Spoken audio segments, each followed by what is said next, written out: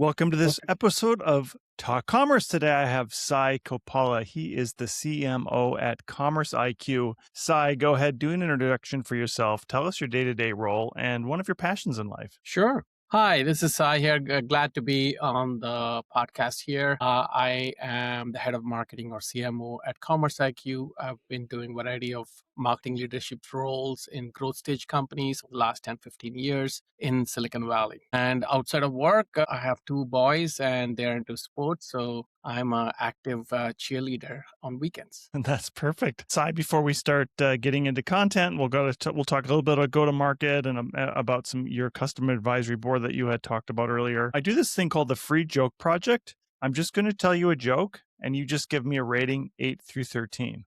So here we go. I asked my wife, "Will you still love me when I'm no longer attractive?" She said, "I do." As a married man for 21 years, I'll give that a 12. All right, perfect. Thanks, I appreciate that. All right, give us to start off. Give us a 10,000-foot view of Commerce IQ. Tell us kind of a little bit about what it does and how it helps your customers. So we primarily work with CPG brands globally. We help CPG brands optimize their retail media spend, digital shelf, and sales using AI agents and human experts. Perfect. Talk a little bit about the AI agents. I think about a year ago, I was at eTail West, and AI agentic was the new buzzword, and now it's an old buzzword. But the idea of agentic agents coming and shopping hasn't quite come to life in retail, but on the website and from maybe behind the scenes, AI agents are much more prevalent. Tell us your idea of where AI agents are and where they should be. In many ways, this is a reaction to what is happening on the retailer side. If you look at Amazon and Walmart, they've been doing it for a while, whether it is winning the buy box or what price you have to bid for your particular keyword to show up on your spend, or what's your share of voice on their site for a particular keyword. That's all automated today on the retailer side. They are using a set of signals, including sales, ratings and reviews, and content descriptions to show the right products to the right consumers. All of that is automated today, right? On top of it, in the last year or so, we are seeing agents like Rufus, Amazon has launched, or Sparky, Walmart, where even the consumer now is engaging agents on the retailer websites to figure out what product they want to buy.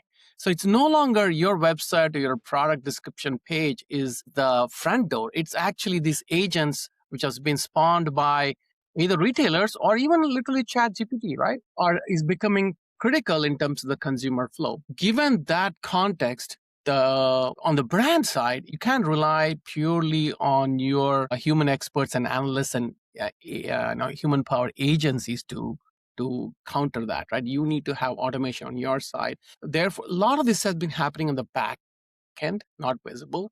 But increasingly what we're realizing, given retailers investing more and more in agents, brands have to invest in agents to really automate some of these workflows, to be able to react at the speed at which the retailers are reacting. Yeah, that's really interesting. I think the traditional idea of AI or not traditional, what consumers see AI as is generative in making videos or making images, but really the magic is in behind the scenes and empowering, I should say, the merchant to be able to serve up precise content to the users, and even then as a merchant to find places where they can improve. Tell us a little bit about some of those things you've been learning from your customers. Yeah. Let's take a simple example, right? If you look at retail media, over the last year, and in the latest report we did on 2025 e-commerce in the US, retail media spend actually went up 20% across the board. And by the same time, return on ad spend has gone down about 8 something percent. Your cost per clicks have gone up another 8%. So it's not the most efficient. And today, in most cases, what a brand would do is they would work with an agency to manage their retail media spend. Hey, use my retail media spend dollars and optimize it for return on ad spend. Even with the best rules-based automation, which has been around for a few years, or what people call goal-based optimizer, You probably can do a few hundred automations a day. But if your bid amounts or bid prices are changing second by second, if you use AI and use that to optimize whatever goals you're optimizing for, it could be a CPC, it could be a ROAS, you can do 4,000 plus automations, optimizations a day.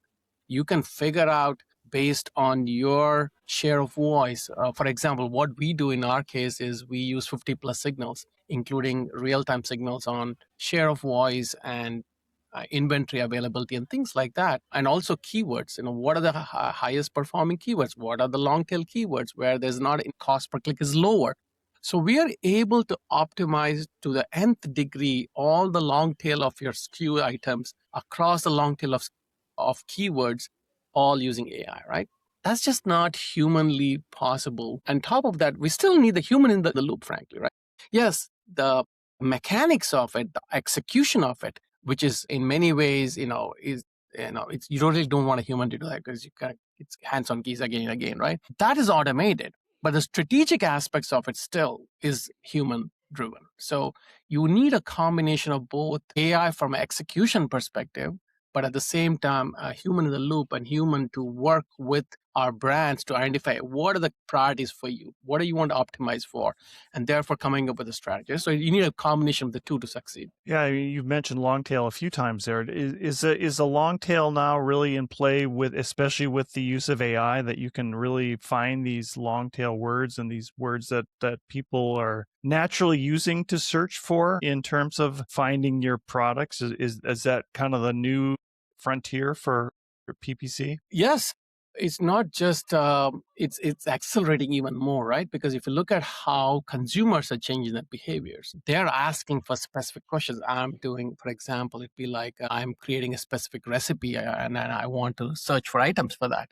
So what item should I purchase? And it gives a list of items. So very much because the consumer discovery is changed to more Q&A style, how humans speak, the agents like Rufus and things like they're also prioritizing those kind of things. So therefore, downstream, the brands also have to optimize their content so that it gets surfaced by the Rufus and Sparkies of the world. So you are right. Because the consumer behavior is changing in how they are searching for stuff on Gemini or ChatGPT, and also retailer websites like Rufus and Sparky, that has downstream impact in terms of how brands need to optimize their content and media spend to surface Do their you think product. do you think consumers right now are patient with some of these brands? And I've used the Walmart version, and I found it in the very beginning, anyways, not that great. It didn't find what I wanted, and even I would say that Rufus isn't the best LLM out there for finding what you need. And you'd think, since they have such a big catalog and because they have such a huge tech budget, that they could make something better than even OpenAI, right? But are consumers patient right now to deal with what they're seeing and knowing that something is going to come out that's better? Andy Jassy in the last earnings call said that 10 billion of their transaction on Amazon has come through Rufus. Is there room for improvement? Of course, this is still, I would say, early days in the world of AI agents, right? And the technology is just improving at such an exponential pace. In a matter of a year or two, they'll be significantly better in terms of adapting to consumer needs. Yes, is it ideal in terms of interaction? No, but even with that, you're seeing so much amount of revenue going through it. It'll only get better. So it's no escaping that. Is there some risk in retail media with LLMs and them suggesting other products? And especially you as a consumer, you're asking for a product or something like a product, and theoretically somebody's paying for that ad, but it's also going to give them something else, right? I think, is there a risk for you to get shown up first, but then something else is going to show up as well? And frankly, it's early days. I can come up with an answer, but it's early days, still figuring out how these agents are surfacing the right products. We know that they rely quite a bit on ratings and reviews and Q&A, because one of the things they're realizing is the best, because on the one end you have consumers asking like a human being the question, say, what are the ideal products for what I'm looking for? They're reliant quite a bit on reviews, which are also written by human beings to surface the right things, along with PDP description and additional description that fields that are provided. Having said that, it is early days. This is one of those things where the entire industry is figuring out as we speak. Yeah. You had mentioned to go to market. What is your kind of go to market strategy that has changed dramatically in the last couple of years? In terms of working with brands, Yeah, with the brand. Yeah. I'm assuming that the go to market strategy has to change just because of the dynamics of the market and the way it's changing. yeah. Look, we were primarily an analytics company a few years ago where we would enable brands to, hey, we can tell you what happened. We can look at all your data from the past and tell you what happened. And then the industry shifted to not just telling you what happened, but more about insights, why it happened. Now we're in a world where we're moving from not just what happened and why it happened, what should you do? How should you fix it? And automation, that's where it comes in, right? In terms of go-to-market strategy, one of the challenges, even though we have completely rebuilt our capabilities from ground up to be more native agents and agentic infrastructure, there is a lot of AI washing, let's say, going on in the industry. Every company out there say, yeah, we are AI too. So one of the biggest challenges for brands has been, I don't know who to pick. There are 50 companies, they all say they do AI. And our recommendation, all from a go-to-market strategy, coming back to you, is like, we believe in our technology so much, we are offering free pilot, right? Hey, try it out at no risk to you. We'll work with you and have you actually solve business problems with AI. It's almost AI is afterthought, and so doesn't. Frankly, a brand doesn't care how you're solving. They want a problem to be solved, whether it is optimizing their retail media spend for the lowest CPC or whether it's fixing their content score. Right? AI is a technology enabler, and we believe in our technology so much that we are using essentially a free pilot for people to try out the product to see the value.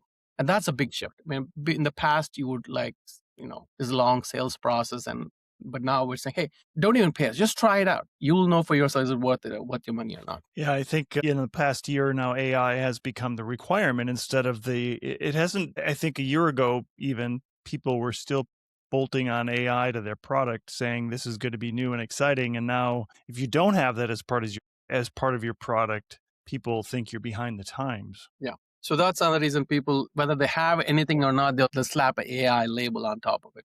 Right. One of the interesting things for us, the learning experience for us the last 2 years has been, it's actually building, collecting data and putting some LLM on top of it is relatively easy. The challenge always is LLM, think of it as a really powerful intern, lack of a better word.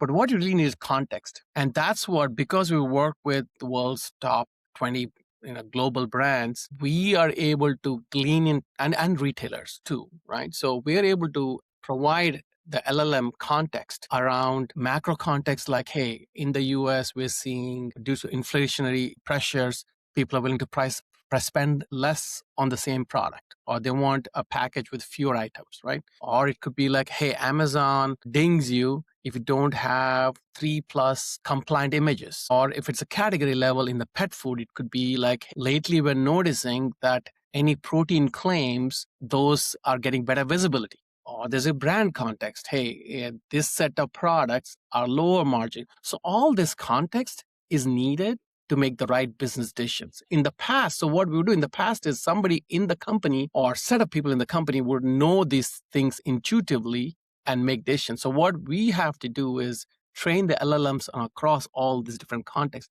That's how you get the right decisions. Otherwise, it'll just hallucinate, right? Yeah, absolutely. Sai, what is your prediction now for this year? Where do you think our economy's going? Where do you think retail is going in this next half of the year now? I think we're seeing a continuation of, I think people call it a K-shaped economy, where on one side, it's essentially a tale of two cities, right? On one side, a significant part of the population is is is still strapped economically, right? So they're still hunting for low-priced, everyday value kind of goods. So therefore, there's significant pressure on brands to maintain price and not necessarily increase. They're extremely price-sensitive buyers, and their focus there is maintain price and capture market share. On the That's other perfect. hand, Oh, sorry. Go ahead. Sorry.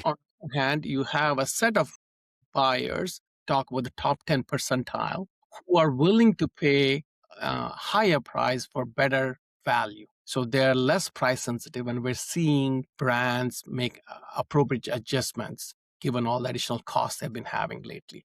So that's kind of what we're seeing in terms of how price is impacting consumer behavior or vice versa. Perfect. Sai, we have a few minutes left as I close out the podcast. I give everybody a chance to do a shameless plug about anything they like. What would you like to plug today? My advice to brands out there is AI is fundamentally changing how you can win in the retail business. And yes, there are a lot of solutions out there. My recommendation is pay close attention to the vendors out there. With a pilot, you will see the results. And from Commerce IQ perspective, if you're looking to optimize your content or retail media spend, or identify what the sales gaps are and how they can be improved upon, Commerce IQ has a full-fledged both the AI agent suite plus human expertise to help you. Perfect. And tell us how do they get in touch with you? They can send me an email, sai.k@commerceiq.ai or at info@commerceiq. Perfect. Hey, thank you, Sai. Sai Koppala is a CMO of Commerce IQ. Thank you so much for being here today. Thank you. Thanks, Brent. Appreciate it.